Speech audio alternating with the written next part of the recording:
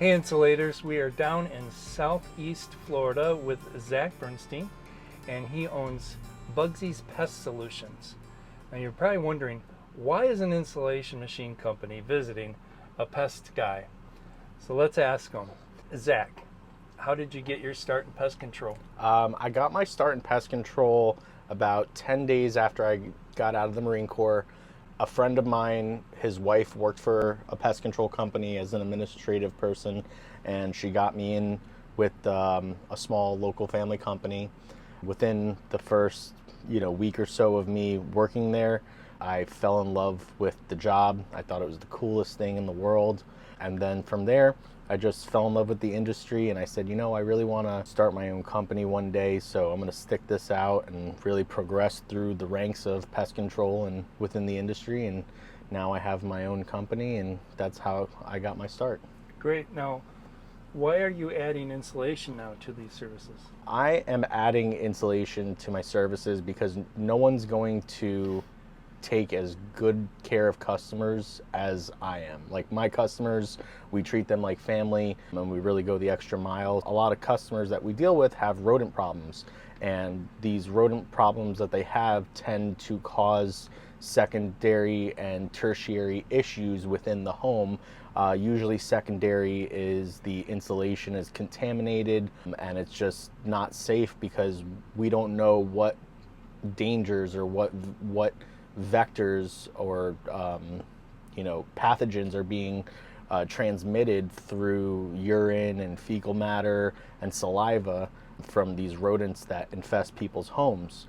Just like if you had something stinky in your house that was causing a bad smell, you have to get rid of the source of the problem, and the source of that problem is usually the insulation, or that's what it starts with. So by removing the insulation and cleaning out and sanitizing the attic space, I can come full circle and make sure that my pest control customers that we want to treat like family is taken care of to the highest level of quality. When you called me for machines, did you initially want to purchase a vacuum and a blower? What was our conversation? What equipment you were wanting and why? Do you remember that? Yes, I knew nothing about insulation other than going to Home Depot and renting a machine, and I had done plenty of jobs doing it that way, but I didn't know the first thing about like a professional machine or anything like that. So I knew that I wanted to do full restorations. So I got on Facebook and I found you through a group of like professional insulators on Facebook. And when I asked who I should go to, 90 to 95% of the people who commented were all saying Barry Penley. I spoke with you and you were very kind, and you explained everything very detailed and thoroughly to me, which made me comfortable. And I was like, well, if I'm going to do business with somebody, I want somebody who will have our back and teach us stuff, since we don't really know what we're going into. You have people that want to get into a certain type of business but don't know what the professionals know yet. Sure. And so coming to you was one of the better decisions I've made in my business, because you have had our back, and now we're at a point where we're much more efficient from day one, and it's only going to get better from here. And that's because we have someone like you who's able to pass along your 30-40 years worth of knowledge into this and make your customers successful. So you did end up getting a Kovac 27. You've used that already a few times. I saw you on Facebook with that. Yes. How are those jobs been?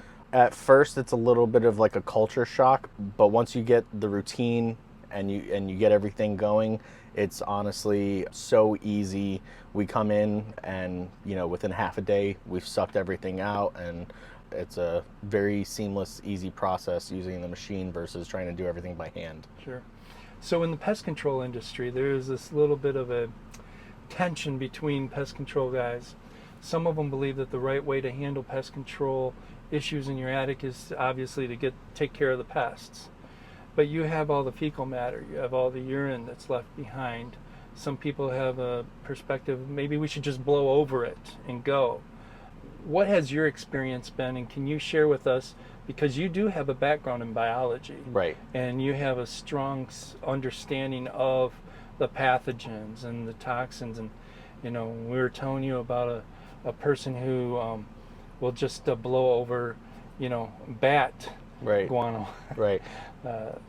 How bad is that? There are a lot of people out there who, if they're given a choice between doing it the right way and telling the customer what they need to hear rather than what they want to hear, versus making some bit of money doing it the not right way, you're always going to have people out there that will, take the money and run, so to speak. It's just not the right way to do things, to blow over contaminated matter. Think about it like this. If you're sitting in a room and somebody defecates in the room and it stinks, is putting a blanket over that fecal matter going to stop the stink?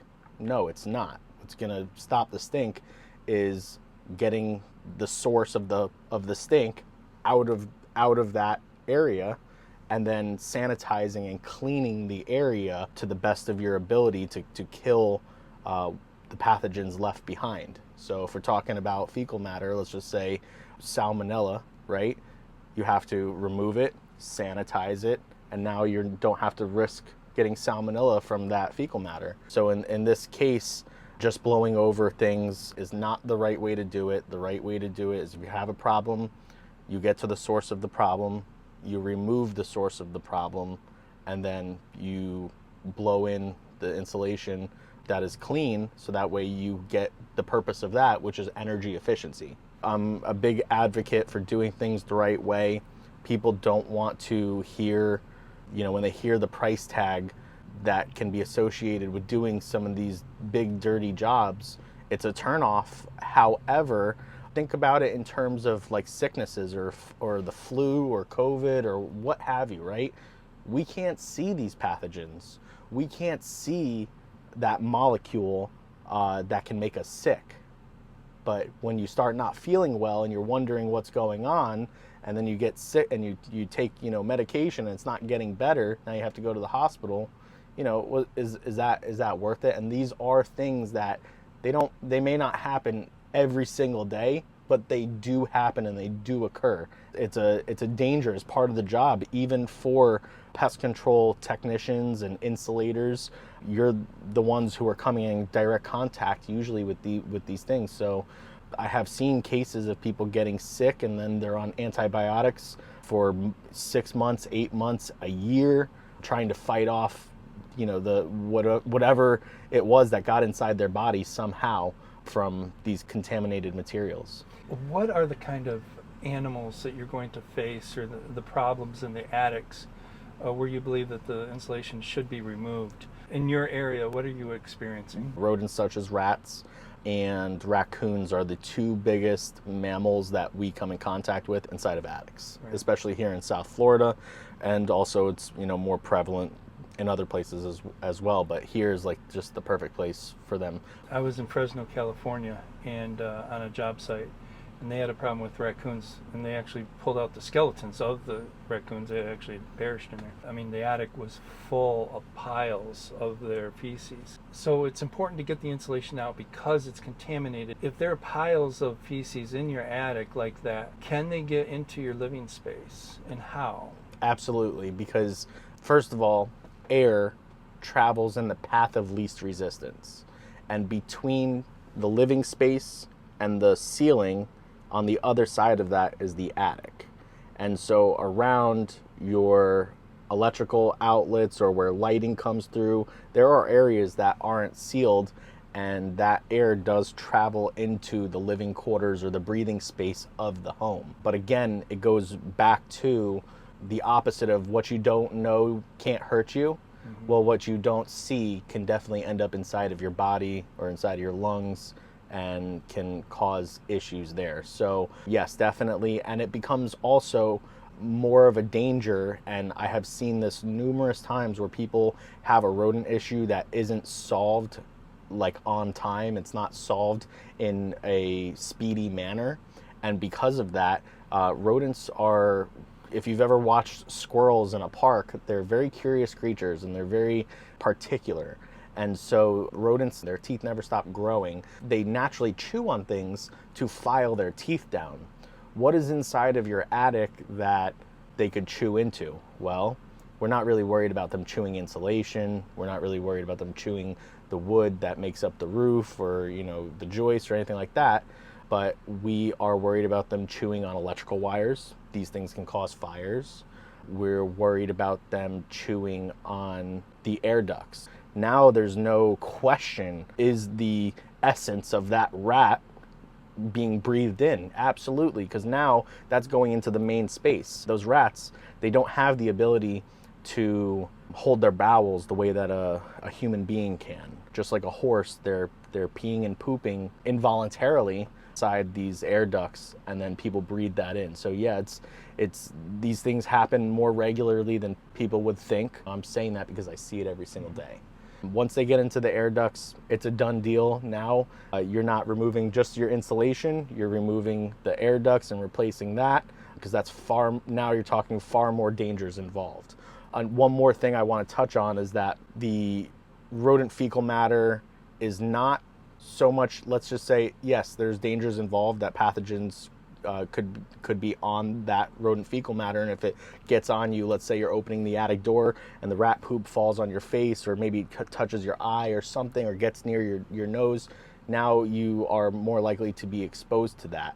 With the rodent fecal matter, after it has been there for years just sitting and it becomes aerosolized, or like it turns into a dust, when that dust starts flying around, people who have to go work in the attic, or you who goes and puts your Christmas decorations up there, now you're being exposed to that and you don't know. It's like going out to a nightclub and you find a mate or a partner. You don't know what they're holding. We don't know what they have. We don't know what these rats have inside of them. We don't know if they're sick. We don't know what it is.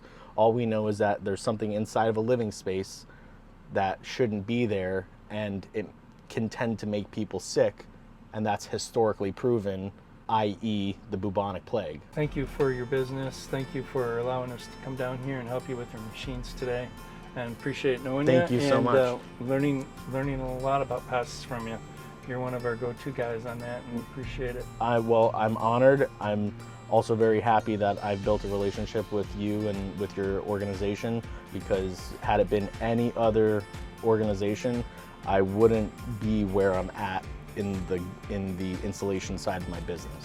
You've really helped us progress and know what we're doing, and now I feel very confident as not so much of an amateur, but maybe the next level up from that. Awesome. That's great to hear. Thank you.